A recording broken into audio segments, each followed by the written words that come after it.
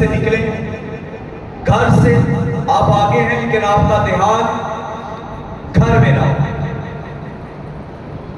आपका ईमान खुदा पर हो, खुदा आपकी और आपके घर की भी हिफाजत करेगा। तो आगे ध्यान रखें खुदा के कलाम पर। कलाम को सीखेंगे, बरकत पाएंगे, खुदा की कुर्बत में बढ़ेंगे।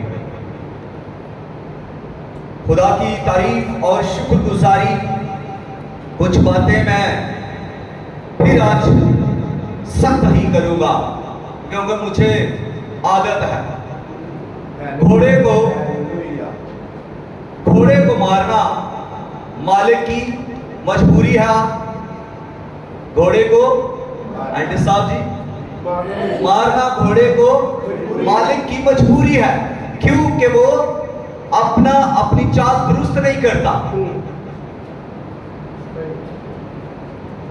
तो जब तक आप लोग भी अपनी चाल दुरुस्त नहीं करेंगे, बेतरतीबी इस चर्च के अंदर इंतहा की है। मुझे अफसोस से कहना पड़ता है, ये जितना खूबसूरत चर्च है उतनी ही बेतरतीबी रच रच के हो। स्टेज पर तो बहुत ज्यादा, मास्टर के साथ कोई शख्स आकर यहां दुआ ना करे। जिसने प्रस्तश करनी है वो घर दुआ करे, जितना कहा जाए उतना काम करे। अगर दुआ के लिए कहा गया है, कोई बंदा 3 मिनट से ज्यादा दुआ ना करे। उसको दुआ करने का है, वो अपने घर में दुआ करके आए, ताकि उसे वहां से कुव्वत मिले। मैं कलाम यहां सुनाता हूं, दुआ करता हूं, मुझे खुदा जोर दे, मुझे खुदा कलाम दे। कभी सुना हो कई खादम आकर कलाम से पहले इतनी लंबी दुआ करते हैं, टाइम जाया। घर में दुआ करें। आप 6 दिन कहां होते हैं मुझे नहीं पता, लेकिन मैं 6 दिन यहां नीचे होता हूं। 2 से 3 घंटे, 4 घंटे, 5 घंटे यहां दुआ करता हूं। मेरा खुदा मुझे यहां से कुव्वत देगा। 6 दिन खुदा की हजूरी में टिका रहा हूं, खुदा कुव्वत देगा, खुदा कलाम देगा, खुदा अपनी आग नाज़िल करेगा, खुदा का हाथ आएगा। मुझे कहने की जरूरत नहीं है, खुदा बेवफा नहीं। आप प्रस्तश करने वाले लोग हैं ईमान की तरह। आप ईमानदार हैं तो ईमान कहां है? भाई जिस वक्त जिस काम के लिए कहा गया है वही काम करें, ज्यादा तूल देने की जरूरत नहीं। अगर इतने आप हमदर्द हैं, घर में बैठकर कलीसिया के लिए दुआ करें, कुआर के लिए दुआ करें, पास्टर के लिए दुआ करें, लेकिन टाइम नहीं। लोगों के पास टाइम नहीं, यहां दिखावा है। जब मुझे बड़ी दुआ आती है, मैं बड़ी प्रस्तश करता हूं, इसलिए कि मैं प्रस्तश से पहले दुआ करता हूं। भाई टाइम वेस्ट, आपको प्रस्तश के लिए बुलाया गया है, प्रस्तश करें। जहां 2 गीत गाए गए हैं वहां 5 भी गाए जा सकते थे। मुझे कोई बरकत नहीं मिलती पूरा घंटा, मैं डिस्टर्ब रहता हूं यहां पर। लोग वर्शिप यहां करते हैं कि पास्टर के आने तक मसा आए, बूस्ट अप हो, यहां पर खुदा की हजूरी हो, लोगों के अंदर रूल कुदस जुम्बश करे, लोगों के अंदर रूल कुदस उतर रहा हो, लोग रूह में मस्त हो, लोग रूह में गा रहे हो, लोग रूह में दुआ कर रहे हो, लेकिन कुछ नजर नहीं आ रहा। प्रस्तश का क्या फायदा?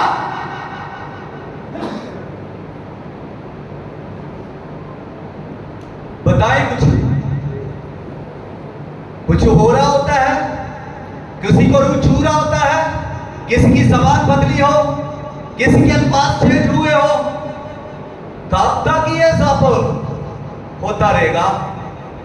मैं सच में कह रहा था खुदा के रूह से कि मैं इस कदर डिस्टर्ब था, मैं जो मसा लेकर आता हूं लोग उसे खराब कर रहे होते हैं। क्या फायदा मुझे ऐसे साथियों का जो वो बेतरतीबी डाल रहे हैं? क्या फायदा मेरे हम खिदमतों का जो मेरी खिदमत को बूस्ट अप नहीं कर रहे? कोई फायदा है मुझे? और भाई आप मुझे फायदा देने के लिए आए हैं, आपको प्रेस किया गया, ये स्टेज आपको दिया गया है। कभी आपने ये स्टेज के लिए दुआ की? किसी ने आप में से किसी ने इस मसला के लिए दुआ की हो?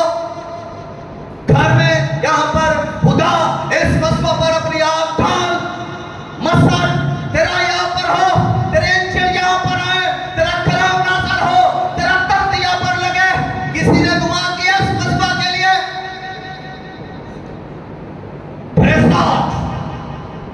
भाई इमरान के लिए जोर से तालियां। मैं उस बंदे के लिए खुदा के हुजूर में हामी हूं जो इस मसला की कदर करता है, जो इस मसला पर यह मकबूली जगह नहीं। टाइम मिला तो इसकी कदर बताऊंगा कि ये क्या चीज है जहां पर आप आकर बेतरतीबी डालते हैं। बरकत लेने की बजाय खुदा आपको क्या दे रहा है जानते हैं? मसला की तहकीर करना किस कदर खतरे का बाइस है। लोग बाइबल को तो पढ़ते नहीं है, बाइबल की वो समझते नहीं, आप खुदा कह रहे हैं, क्या कह रहे हैं समझो। मगर नहीं भाई, मुझे मजबूर ना किया करें। ये सब बातें इसलिए कही है कि आपकी बेहतरी हो जाए, आप इसको समझ जाएं। खिदमत क्या है फॉलो करें इस बात को। मसला की एक अहमियत है, वर्शिप की एक अहमियत है, और जो आप बोलते हैं दुआ की एक अहमियत है। बेतरतीबी की कोई अहमियत नहीं। समझ जाए। खुदा सबको अपनी पनाह हिफाजत में ले और समझदारी का रूप बख्शे। बाइबल मुकद्दस मेरे साथ खोलेंगे पैदाइश की किताब 7वां बाब, पैदाइश की किताब 7वां बाब, पहली 10 आयत आज सबों के सामने पढ़ने की जुर्रत करूंगा और फजल पाऊंगा। और खुदावंद ने नूह से कहा कि तू अपने पूरे खानदान के साथ कश्ती में आ, क्योंकि मैंने तुझी को अपने सामने इस जमाना में रास्तबाज देखा है। कुल पाक जानवरों में से 7 नर और उनकी मादा, और उनमें से जो पाक नहीं है 2 नर और उनकी मादा अपने साथ लेना, और हवा के परिंदों में से भी 7 नर और मादा लेना, ताकि जमीन पर उनकी नस्ल बाकी रहे।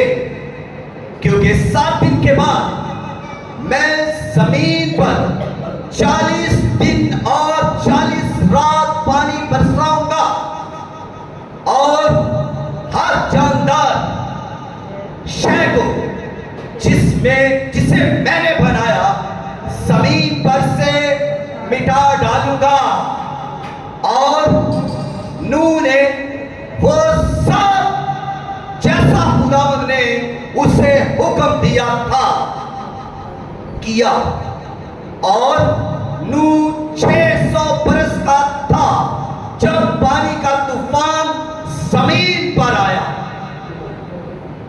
तब नूह और उसके बेटे और उसकी बीवी और उसके बेटों की बीवियां उसके साथ तूफान के पानी से बचने के लिए कश्ती में गए, और पाक जानवरों में से और उन जानवरों में से जो पाक नहीं, और परिंदों में से, और जमीन पर के हर रेंगने वाले जानदार में से 2 नर, जमीन पर के हर रेंगने वाले जानदार में से 2 नर और मादा कश्ती में नूह के पास गए, जैसा खुदा ने नूह को हुक्म दिया था।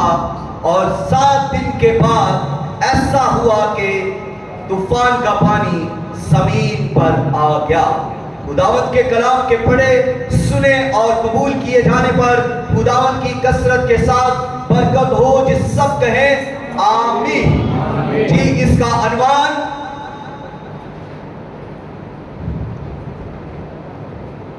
खुदा की अदालत और नूह की कश्ती। खुदा की अदालत और नूह की कश्ती। इसके साथ एक लफ्ज और भी ऐड करता हूं, नूह का ईमान। नूह का ईमान, खुदा की अदालत और नूह की कश्ती, ये इसका मज़मून है। आज का जो पैसेज पढ़ा गया है ये इसका अनुमान है और इसकी आउटलुक देता हूं। पहले पॉइंट पर हम बात करेंगे खुदा का आखिरी हुक्म। नूह के लिए आखिरी हुक्म जो उस वक्त की सारी सिनेरियो थी, उसके मुताबिक खुदा ने उसे हुक्म दिया। और फिर उसके बाद दूसरा पॉइंट, 7 दिन की मोहलत। और तीसरा पॉइंट, वो कश्ती में दाखिल होते हैं, नूह और उसका खानदान। और चौथा पॉइंट, खुदा ने दरवाजा बंद कर दिया। पांचवा पॉइंट, सलाब का आगाज होता है। और छठा पॉइंट, पानी बढ़ने लगा। और सातवां पॉइंट, हर जानदार हलाक हो गया, गर्क हो गया। और आठवां और आखिरी पॉइंट, कश्ती यीशु मसीह की इलामत है। हालेलुया। जी, ये आउटलुक है, 8 पॉइंट है। और आज का मज़मून क्या है? जोर से बुलंद कीजिए अपनी आवाजें। खुदा की अदालत और नूह की कश्ती। तो आए फिर पैसेज से सीखते हैं। पहला हुक्म, खुदा का जो हुक्म दिया गया आदम को वो ये था, जो 7वीं आयत, 7वें बाब की पहली आयत है, वहां पर लिखा है और खुदा ने नूह से कहा, यानी नूह को हुक्म दिया। जब खुदा कहता है तो खुदा फरमा रहा है, खुदा हुक्म दे रहा है, खुदा फाइनली कह रहा है। और खुदा ने फाइनली ये कहा कि तू अपने पूरे खानदान के साथ कश्ती में आ, क्योंकि मैंने तुझी को अपने सामने ज़माना में रास्तबाज देखा है। वजह भी खुदा ने बताई, हुक्म दिया कि तू अपने सारे खानदान के साथ इस कश्ती के अंदर आ। यह हुक्म है। किसी भी खानदान को, किसी शख्स को, किसी कौम को जब खुदा हुक्म देता है, खुदा उससे कलाम करता है, खुदा उससे फरमाता है, तो यह खुदा की तरफ से एक अहम कलाम है। यह खुदा का पर्सनल मैसेज है उस शख्स के लिए, उस खानदान के लिए, उस कौम के लिए जिसको खुदा कह रहा है। तो नूह के लिए ये पर्सनल मैसेज है, खुदा का पर्सनल दिल का मैसेज। खुदा की अपनी सोच प्लान के मुताबिक खुदा ने उसे बताया कि तू अब कश्ती में अपने घराने के साथ आ, सारे घराने के साथ, अकेला नहीं कश्ती में आ, सारे खानदान के साथ, अपनी बीवी के साथ, अपने बेटों के साथ, अपनी बहुओं के साथ। नूह के बारे में सीखिएगा, लिखा है क्योंकि तू इस सारी दुनिया के अंदर जितने लोग हैं, मैंने तुझे रास्तबाज देखा है। यह खुदा फरमा रहा है। वजह, कश्ती में आने की एक वजह है, कश्ती में दाखिल होने की एक वजह है। और वजह यह कि खुदा कह रहा है मैंने तुझे इस दुनिया के अंदर रास्तबाज देखा है। तू रास्तबाज है, तू पाक है, तू मेरी मर्जी पर चलता है, तू मेरे साथ साथ चलता है, तू नूह मेरे कहने के मुताबिक जिंदगी बसर करता है, तेरा ईमान मुझ पर है। तू अपनी मर्जी नहीं कर रहा, तू तो मेरी मर्जी के मुताबिक चल रहा है। लोग अपनी मर्जी करते हैं, लोग अपने मंसूबे बनाते हैं। या खुदा की मर्जी है या खुदा का मंसूबा है। और जब खुदा की मर्जी है, जब खुदा का मंसूबा है, खुदा बोलता है, खुदा हुक्म देता है, खुदा फरमा देता है, खुदा पर्सनल मैसेज देता है। और रूह को खुदा ने पर्सनल मैसेज दिया कि तू अपने सारे खानदान के साथ इस कश्ती के अंदर आ। नूह रास्तबाज था, उसकी रास्ती की वजह से उसकी बीवी बच गई, उसकी रास्तबाजी की वजह से उसके बेटे बच गए, उसकी रास्तबाजी की वजह से उसकी बहुएं बच गई जो उसके खानदान में आई थी दूसरे खानदान से निकलकर। शायद उसकी बड़ी बहू का खानदान कोई और जगह से हो और किसी देवता को मान रहा हो, उसकी छोटी बहू का, दरमियानी बहू का कोई खानदान और किस्म का सियासी खानदान हो, या सबसे छोटी बहू जो है वो किसी और खानदान से तल्लक रखती हो। लेकिन वो सब पीछे रह गए। अब जब वो बहुएं बनकर नूह के घर में आ चुकी हैं, तो वो नूह की बेटियां हैं, वो नूह के खानदान का हिस्सा है। और नूह उनके साथ बेटियों जैसा ही प्यार करता है। यहां पर बात सीखिए, जो सुसर है, नूह को नूह ना समझे, नूह को बेटी समझे, नूह से प्यार करें, नूह की सारी जरूरतों के लिए जिस तरह बेटी के लिए सारी जरूरतों के लिए मेहनत करते हैं, उसी तरह बहू की जरूरतों के लिए भी मुहैया करें, चाहे आपको मेहनत करनी पड़े। नूह की बेटी नहीं थी, उसके 3 बेटे थे। और जब वो उनकी जरूरतें पूरी कर सकता है, तो वो अपनी उन तीनों बहुओं की जरूरतें भी पूरी कर सकता है। और वो उनके साथ कैसा ट्रीट करता है, मोहब्बत से ट्रीट करता है, उनके साथ कैसा रवैया इख्तियार करता है, बेटियों के जैसा, वो बेटियों के जैसा उनसे प्यार करता है, उनको अपनी बेटियां अपने दिल के टुकड़े समझता है, अपने खानदान का हिस्सा, और अपनी आने वाली जनरेशन उसी में से, उन्हीं में से पैदा होनी है। इसलिए वो ज्यादा अहमियत रखती है बनिस्बत बेटियों के। बेटियों ने तो दूसरों के घरों में जाकर दूसरों की नस्ल को पैदा करना है, तो जो बहुएं आई हैं वो आपके खानदान को बढ़ाएंगी, वो आपकी जनरेशन को पैदा करेंगी। वो ज्यादा इज्जत के लायक है, वो ज्यादा प्यार के लायक है, उनके लिए ज्यादा मुहैया किया जाना चाहिए। और फिर जो सास है, अब नूह की एक अदद बीवी भी थी, एक अदद बीवी भी थी नूह की। और जब नूह की बीवी है, तो उसने भी तो उनसे प्यार किया होगा। बहुओं के साथ उनका कैसा रवैया होगा? हाँ जी, लड़ाई झगड़े वाला अच्छा रवैया उनके साथ उसका होगा। प्यार करती होगी, बेटियां बनाकर उसने रखा होगा, उनसे मोहब्बत करती होगी, उनकी जरूरतों का ख्याल करती होगी, बाजार में भी उनके साथ जाती होगी, और जहां जहां जाना है उन्होंने उनके साथ वो सास जाती होगी। मुकद्दस नूह की बीवी उनके साथ, जिसका बाइबल में नाम भी नहीं लिखा, जिसका नाम तक भी नहीं लिखा, वो कितनी वफादार बीवी है। अब जरा रिलेशन आ जाए, जरा हस्बैंड की तरफ, वो बीवी बहुओं के साथ कितनी वफादार है, कितनी प्यार कर रही है। बेटों से तो उसने करना ही है, मेरा लाडला, मेरा प्यारा, मेरा सोना है। तो बेटों के तो माएँ वैसे ही बड़े नखरे उठाती है, बड़ा प्यार करती हैं, लेकिन बहुओं को तो वैसे ही हो कुछ समझती नहीं है। तो ये बहू, ये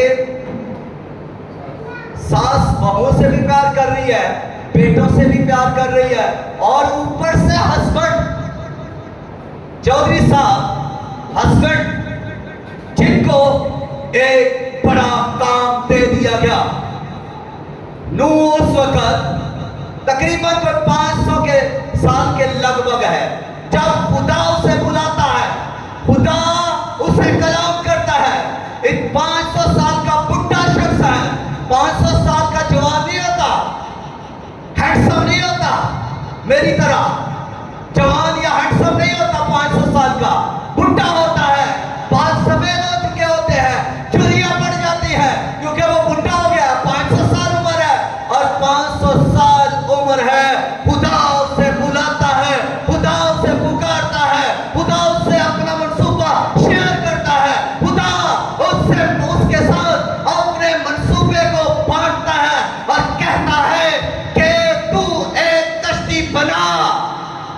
फिर उसे कश्ती की पैमाइश देता है, और कश्ती तू 300 हाथ लंबी बनाना, और कश्ती तू 50 हाथ ऊंची बनाना, चौड़ी बनाना, और 30 हाथ जो है वो तू कश्ती उसकी चौड़ाई बनाना। तो ये अगर इसको फिट के अंदर कन्वर्ट किया जाए तो ये 450 फुट कश्ती लंबी थी, और 75 फुट ये कश्ती जो है वो ऊंची थी, और 45 फुट जो है वो चौड़ाई में थी। इतनी बड़ी कश्ती, और लकड़ी कौन सी लगानी है जी? गोफर की लकड़ी, और कोई लकड़ी नहीं, गोफर की लकड़ी। इतना मुश्किल टास्क मुकद्दस नूह को खुदा ने दिया, एक शख्स को खुदा ने बड़ा काम दे दिया, एक मुश्किल काम दे दिया कश्ती बनाने का। अब नूह ये भी कह सकता है, खुदावन मुझे कश्ती बनानी नहीं आती, खुदावन मैं तो कारपेंटर नहीं हूं, खुदावन मुझे तो कील लगाने भी नहीं आते, खुदावन मुझे आरी चलानी नहीं आती, खुदावन मैं कहां से लकड़ी ढूंढ ढूंढ कर लाऊं, इतनी गोबर की लकड़ी कहां से लाऊं? कोई उसे पेश नहीं किया, कोई जवाब नहीं खुदा को ऐसा दिया। आजिज़ रहा, फरमाबरदार हो गया, खुदा के हुक्म के ताबिया हो गया, मान लिया खुदावन जो तू कह रहा सच है, वो होगा, जो कुछ तूने मुझे कहा है मैं करूंगा। खुदा ने उससे बताया कि तूफान आने वाला है, मैं सारी दुनिया को खराब कर दूंगा। ईमान ले आया। वो कह सकता था खुदा आज तक तो पानी का एक कतरा जमीन पर नहीं आया, एक तूने जौहर पानी से भरा नहीं है, एक नहर तुझसे पानी से कभी भरी नहीं गई, मैंने उसे चलते नहीं देखा, ऊपर से तू बारिश कभी किसी खेत के अंदर नहीं की, और तू बारिश के वसीला से सारी दुनिया को नबूद कर देगा। ऐसा कहा उसने? तूने ऐसा नहीं कहा, तूने मान लिया खुदा ऐसा कर सकता है। वो ईमान ले आया खुदा के कलाम पर, उसको यकीन था कि जो खुदा कहता है वो करता है, उसको यकीन था कि खुदा काबिल मुतलक है, पूरी सॉवरेंटी रखता है, उसको जानता था कि खुदा ही तख्लीक करने वाला खुदा है, खुदा ही जो मुझसे बात कर रहा है वही खालिक है, जो मुझसे बात कर रहा है ये वही खुदा है, जो यहोवा खुदा है, जिसका नाम लेकर लोग दुआ करने लगे। वो जानता था जो मुझसे बात कर रहा है वो वही खुदा है, जिसने आसमान को बनाया, जो मुझसे बात कर रहा है वो वही खुदा है, जिसने जमीन को बनाया, जो मुझसे बात कर रहा है वो वही खुदा है, जिसने सूरज बनाए, चांद बनाए, सितारे बनाए, सियारे बनाए, जो मुझसे बात कर रहा है वे वही खुदा है, जिसने कहा रोशनी हो जा और रोशनी हो गई। वो ईमान ले आया, वो जान गया कि खुदा जो कहता है वो हो जाता है। इसने कहा जमीन बन जा, बन गई, इसने कहा आसमान बन जा, बन गए, इसने कहा रोशनी हो जा, हो गई। इसी खुदा ने जो कुछ फरमाया वो हो गया था, अब भी जो कहेगा हो जाएगा। हम क्या, हम क्यों नहीं ईमान लाते? हम क्यों नहीं ईमान लाते? हम क्यों नहीं ईमान लाते? ये उसी खुदा का कलाम है जिसने आसमान को बनाया। ये उसी खुदा का कलाम है जिसने जमीन को बनाया, जिस पर आप चलते हैं। ये उसी खुदा का कलाम है जो आपको सांसें देता है, जो आपको बरकत देता है, जो आपको संभालता है, जो आपकी परवरदिगारी करता है। ये उसी खुदा का कलाम है जो आपके लिए बारिश बरसाता है। ये उसी खुदा का कलाम है जो आपके लिए सूरज चमकाता है। नेको बद पर यकसा सूरज चमकाता है। ये नहीं करता कि ये बड़ी दुआ करता है। पादरी सगीर आके 3-3, 4-4 घंटे यहां दुआ करता है, जरा इस पर सूरज ज्यादा चमका दे या इस पर थोड़ा कम कर ले। खुदा ऐसा नहीं करता, और खुदा ऐसा भी नहीं करता कि कोई ज्यादा गुनाह कर रहा है और उस पर खुदा ज्यादा सूरज चमकाए, या उसके घर में खुदा बारिश ही ना बरसाए। अच्छा ये गुनाह कर रहा है, मैं इसके घर में बारिश नहीं बरसाऊंगा, इसके खेत में बारिश नहीं बरसाऊंगा। खुदा सबके लिए यकसा मोहब्बत रखता है, यकसा रहम करता है, यकसा फजल करता है। एक जैसा खुदा अपने कर्म की निगाह हर एक पर करता है, और वही निगाह उस वक्त के लोगों पर भी हर शख्स पर खुदा की कर्म की निगाह थी जो गुनाह कर रहे थे, जो बदी कर रहे थे, जो ज़ना कर रहे थे, जो नशा कर रहे थे, जो शराब पी रहे थे, जो बदपरस्ती कर रहे थे। सब पर खुदा की कर्म की निगाह थी। खुदा ने किसी भी शख्स को नाबूद नहीं कर दिया था कि यह देवता की पूजा करता है, मैं इस पर सूरज नहीं चमकाऊंगा, इस पर अपनी फजाइल नहीं भेजूंगा, इस पर अपनी बरकतें नहीं भेजूंगा।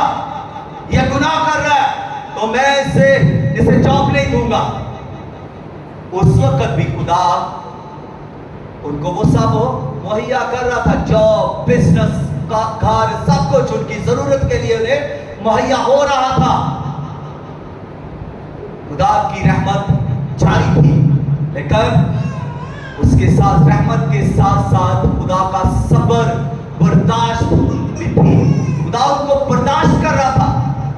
खुदा उनकी बदी को देख देख कर खुदा मलूल हो रहा था, खुदा बेसब्र कर रहा था, खुदा फैसला नहीं ले रहा था। यह वजह थी कि वो लोग अपनी मामूल की जिंदगी में ऐशो इशरत कर रहे थे, वो अपनी जिंदगी में नशा कर रहे थे, गुनाह कर रहे थे, बदी कर रहे थे, और उनकी शरारत इंतहा की थी, जुल्म उनका इंतहा पर था, कत्ल व गारत, खून रेज़ी, तरह तरह की बुराइयां खूब हो रही थी। और मुकद्दस रूह भी उन्हीं में रहता था, मुकद्दस रूह भी उन्हीं में रहता था, उन्हीं की गलियों में फिरता था, उन्हीं के बाजारों में जाता था, उन्हीं के शहर में रहता था, उन्हीं के दरमियान था। लेकिन फर्क क्या हुआ? क्यों खुदा ने मुकद्दस रूह को चुन लिया, अलग कर लिया?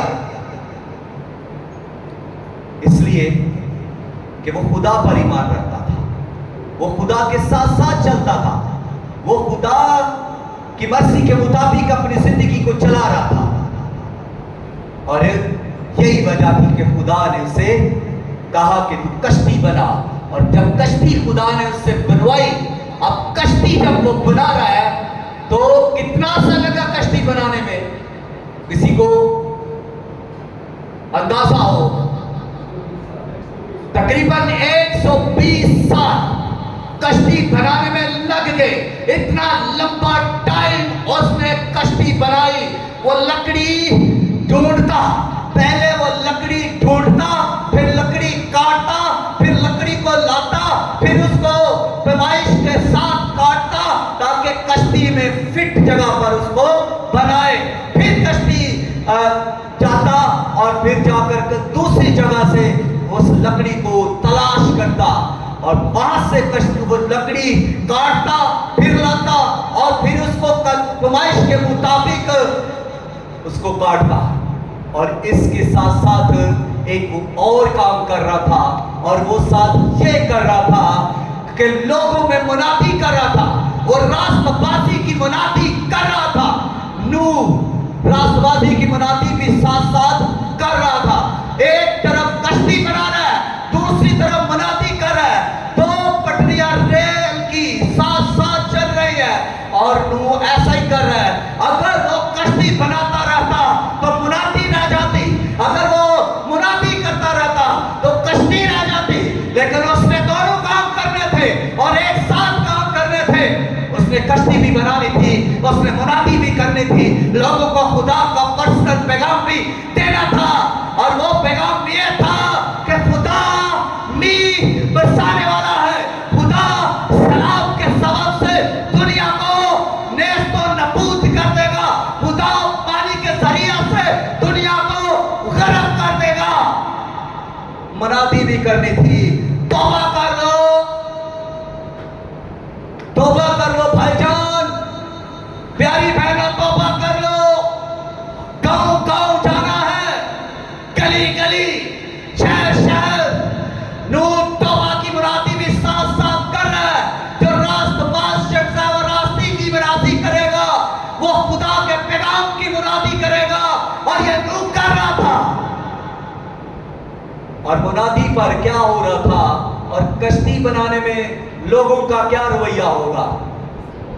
अब आप सोचिए कि जब मुकद्दस नूह मुनादी के लिए जा रहा है, उसने जब मुनादी की 5 साल गुजर गए, तो 5 सालों के बाद भी बारिश नहीं आई। लोग कहने लगे बाबा जी दूसरा क्या सी तौबा कर लो, तौबा कर लो, बारिश आने वाली है, तूफान के सबब से दुनिया गर्क हो जाएगी। 5 साल गुजर गए हैं, पानी की एक बूंद भी नहीं आई। बाबा जी क्या मुनादी कर रहे हैं। दूसरी तरफ जब वो लकड़ियां लेने जा रहा होगा, जब वो लकड़ी उठाकर आ रहा होगा, तब बच्चे जवान उसे क्या कर रहे हैं, तंग कर रहे होंगे। और बाबा जी ने कश्ती बनानी है भाई, आओ जरा बाबे जगह वो लकड़ी उठाकर वहां तक पहुंचा दे। मजाक कर रहे होंगे, ताने मार रहे होंगे, बाबे को ठट्ठू में उड़ा रहे होंगे कि बाबा जी कश्ती बना रहे हैं अपने लिए। वो बाबे ने अपना आप और अपने घराने को बचा लेना है, हम तो डूब जाएंगे, हम डूब जाएंगे, तूफान आने वाला है। बाबे ने कश्ती बना ली, बाबे का घर बच जाएगा, खानदान बच जाएगा। लोग मजाक कर रहे थे, कश्ती बनाने में भी लोग मजाक उड़ा रहे हैं, मुनादी में भी लोग मजाक उड़ा रहे हैं। 10 साल गुजर गए, बाबा जी मुनादी करते जा रहे हैं। 20 साल गुजर गए, बाबा जी मुनादी कर रहे हैं, लोग बाबा जी को ठट्ठों में उड़ा रहे हैं। 500 साल का बाबा मुनादी कर रहा है कि खुदा दुनिया को गर्क कर देगा। गुनाह छोड़ दो, बदी छोड़ दो, खुदा की तरफ आ जाओ, तौबा कर लो। 20 साल, 30 साल, 50 साल गुजर गए, लेकिन बारिश नहीं आई, कुछ नहीं हुआ, कुछ नहीं हुआ। लेकिन बाबा जी का हौसला कम नहीं हुआ, वो कश्ती बना रहा है, मुनादी कर रहा है। लोग ज्यादा ठट्ठू में उड़ाने लगे, यहां तक कि बाबा जी की कश्ती के अंदर वो आकर अपनी गंदगी भी फेंक जाते थे, फुसले कर जाते थे। वहां पर लैट्रीन ये बना ली बाबा जी की कश्ती को, लोगों ने गंदगी अपनी उधर फेंक जाते, मजाक उड़ाते। उनको पता था ना बारिश आ रही है ना कुछ होना है, मजाक कर रहे हैं, दिलों के अंदर खुदा का खौफ नहीं। लोग ठट्ठू में उड़ा रहे हैं, ठट्ठू में उड़ाने वालों के दिलों के अंदर खुदा का कोई खौफ नहीं होता। खादमों के खिलाफ बोलने वाले के अंदर खुदा नहीं होता, वो तो खुदा को बाहर निकाल देता है। जो नूह के खिलाफ बातें कर रहे थे वो तो खुदा से दूर थे, वो तो खुदा के पैगाम से भी दूर भाग रहे थे, वो तो खुदा की मर्जी पर चल ही नहीं रहे थे, उनके अपने मंसूबे थे। आज भी जो खादमों के खिलाफ है वो खुदा से भागे हुए हैं, वो खुदा से दूर है और वो खुदा के कलाम से भी परे रहते हैं। वो कलाम को सीखने की जुर्रत ही नहीं करते, अंदर आने नहीं देते खुदा के कलाम को। यहां सुना, इधर से सुना, इधर से निकाल दिया, फिर वही मामूल की जिंदगी। नूह के जमाने के लोग भी यही कर रहे हैं, बाबा की मुरादी कर रहे हैं, वो फिर गुनाह के अड्डे पर जा रहे हैं, वो फिर अय्याशी के अड्डे पर जा रहे हैं, वो फिर शराब पी रहे हैं, वो फिर लड़ाई झगड़े कर रहे हैं, वो फिर जुल्म कर रहे हैं, वो फिर उसके खिलाफ बगावत कर रहे हैं और उसकी कश्ती को फिर बेहुरमती उसकी कश्ती की जा रही है। हालांकि कश्ती जो है वो खुदा के हुक्म के मुताबिक बनाई जा रही थी तो वो पाक थी। जो खुदा के हुक्म के मुताबिक, मंसूबे के मुताबिक काम होता है वो पाक ही होता है।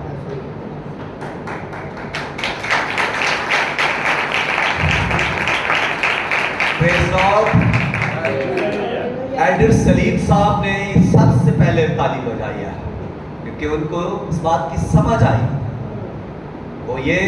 वो बंदा है जो हर रोज सुबह चर्च को साफ करने के लिए आता है फिक्र के साथ। ये चर्च का एल्डर है, जिम्मेदारी है इसकी। शाम को भी चर्च को आके देखना है, बारिश से पहले सफाई करता है ताकि कोई पाइपों के अंदर पत्तों की वजह से कोई धक्का ना लग जाए, पानी जमा ना हो, चर्च में ना आ जाए। फिक्र बारिश में भी आ जाता है, मैंने देखा क्योंकि मैं चर्च के अंदर वहां पर पहले से मौजूद होता हूं। तो 7 बजे से पहले वो यहां पर आकर ये काम करते हैं। खुदा सबको बरकत दे, खिदमत करने वालों को, अच्छे काम करने वालों को खुदा बरकत दे। नूह भी अच्छा काम कर रहा था, खिदमत का काम कर रहा था, खुदा के मंसूबे के मुताबिक कश्ती बना रहा था। और जब कश्ती बन गई तो इससे पहले मैं एक बात और भी करना चाहूंगा। मैं नूह की बीवी की बात थोड़ा स्किप कर गया, उस पर थोड़ा सा बात करके फिर यहां आऊंगा। अब देखें मुकद्दस नूह की बीवी का करैक्टर, किरदार, उसका रवैया, लोगों का रवैया बयान कर दिया। अब वो जब कश्ती बना रहा है तो वो भी तो कह रही होगी कि साहब जी ऐसे मर्ज तुसी कश्ती बना रहे हो तो वाकई बारिश आएगी। तो ऐ भी कह रही होगी कि वाकई तुसी ऐसी भारियां लकड़ा लिया के कश्ती बना लोगे। वो उसके साथ कोई सवाल जवाब नहीं कर रही,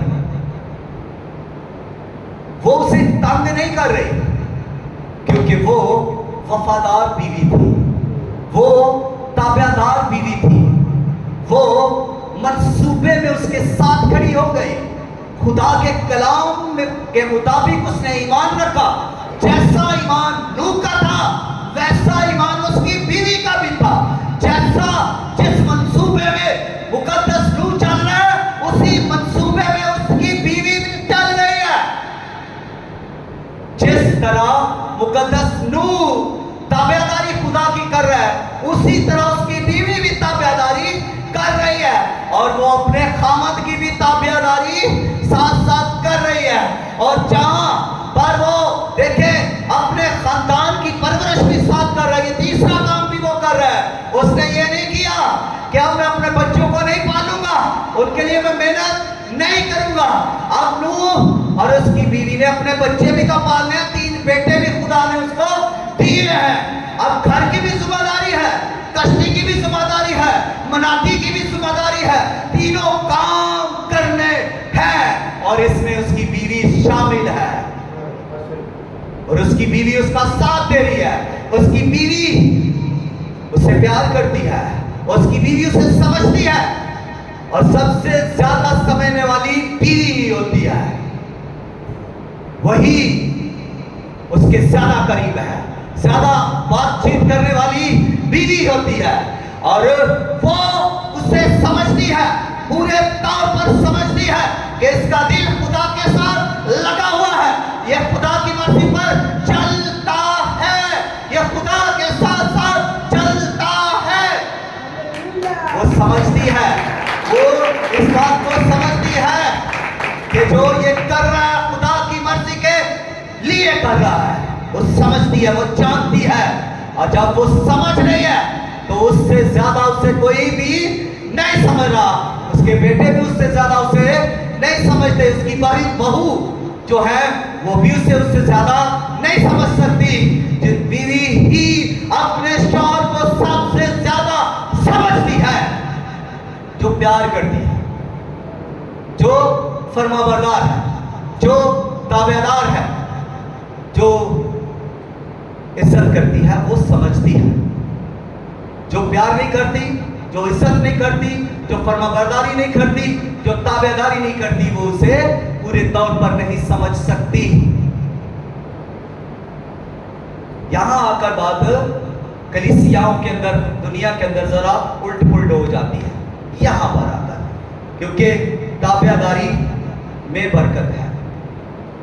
अब जब खुदा ने ही इंसान को, मर्द को सर बनाया है, तो अब सर को ही जो है अब नीचा करने की कोशिश करेंगे, तो इसका तो ये मतलब हुआ कि आप मर्द को सर के बल खड़े कर रहे हैं और उसको उल्टा कर दिया, पांव ऊपर कर दिए, सर नीचे कर दिया।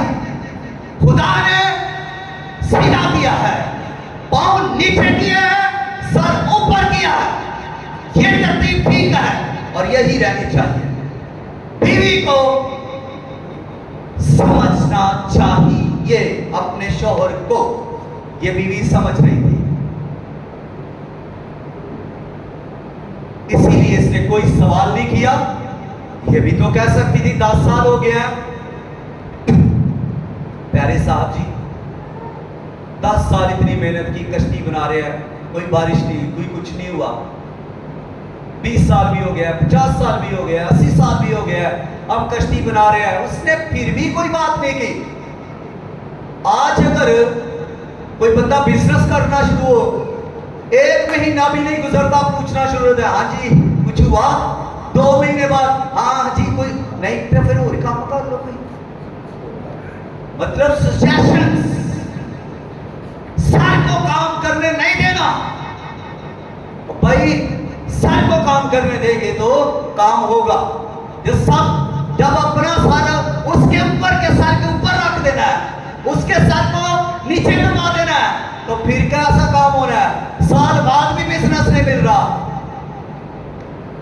जॉब नहीं मिल रही, प्रॉब्लम आ रही है, तो फिर ऐसा ही होना है। जिस सर को खुदा ने प्रेस किया है, उस सर को काम करने थे, उसके लिए दुआ करें, उसके साथ रहें, उसके साथ रहें, उसकी मददगार बनकर, बीवी मददगार है और उसके साथ मदद करें, जो वो कर रहा है उसको समझें, उसमें मदद करें उसकी, ताकि बेहतरी आए, प्लान को खराब ना करें। उस बीवी ने, जो नूह की बीवी थी, उसने खुदा के प्लान को खराब नहीं किया, मनाती भी ठीक तरह से होती जा रही है, कश्ती भी ठीक तरह से बनती जा रही है, और घर का निजाम भी अच्छे से चल रहा है। किसी बहू ने लड़ाई तो नहीं की, होता तो यहाँ पर लिखा होता छोटी बीवी जरा ज्यादा लड़ाकू या घट समझदार, तो लड़ पई जरा बड़ी थी उन्हें, कोई ऐसा बात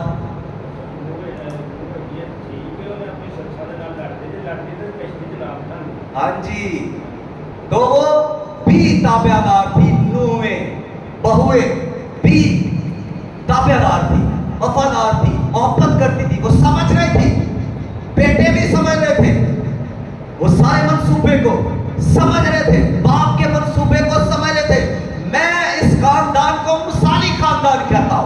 मुझे ऐसा खानदान बाइबल मुकद्दस में मिलता ही नहीं।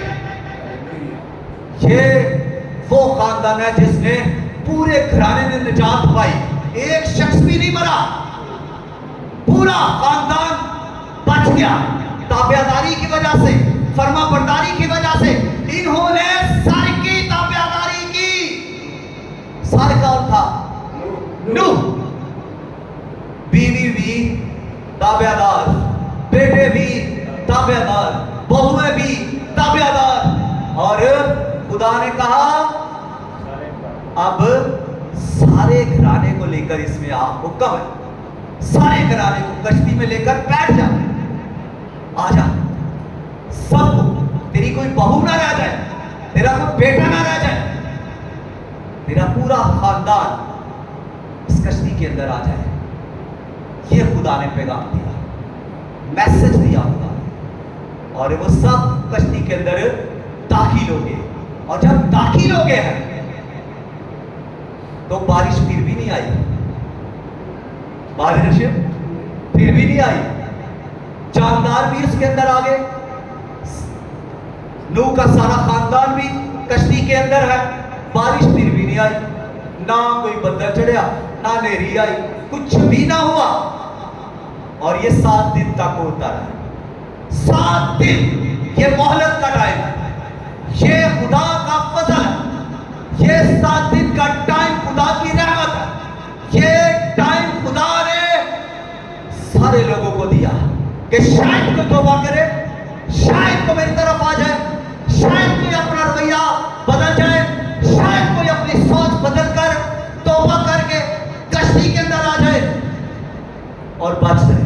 लेकिन कोई भी इन 7 दिनों के अंदर कोई भी ना बदला। सारे वैसे के वैसे चलते रहे, काम करते रहे, बदी करते रहे, मंसूबे बनाते रहे। शायद बाइबल मुकद्दस में यीशु ने भी इसकी मिसाल दी। वो खाते रहे, वो पीते रहे, वो शादियां करते रहे। और आज भी यही हो रहा है, लोग खाते हैं, पीते हैं, शादियां करते हैं। यही है दुनिया के अंदर। उस वक्त भी यही था, आज भी यही है, यही हो रहा है। और यही मिसाल यीशु मसीह ने दी कि ये लोग यही करते रहेंगे। वो भी कर रहे थे और दरवाजा बंद हो गया, कश्ती का दरवाजा बंद हो गया, खुद पे खुद बंद हो गया। या नूह ने बंद कर दिया या खुदा ने बंद कर दिया? जो कहते हैं खुदा ने बंद कर दिया, अपने हाथ बुलंद करे और कहे हालेलुया। यीशु मसीह ने भी कहा जो दरवाजा मैं खोलता हूं उसे कोई बंद नहीं कर सकता, और जो बंद करता हूं उसे कोई खोल नहीं सकता।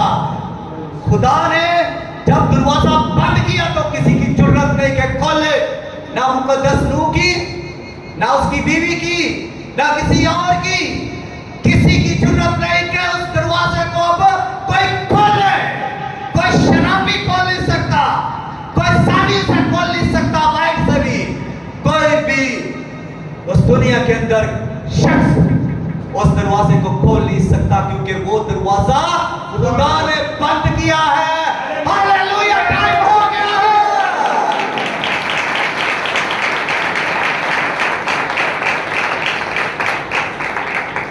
खुदा इस कलाम के वसीला से आपको बरकत दे, आमीन।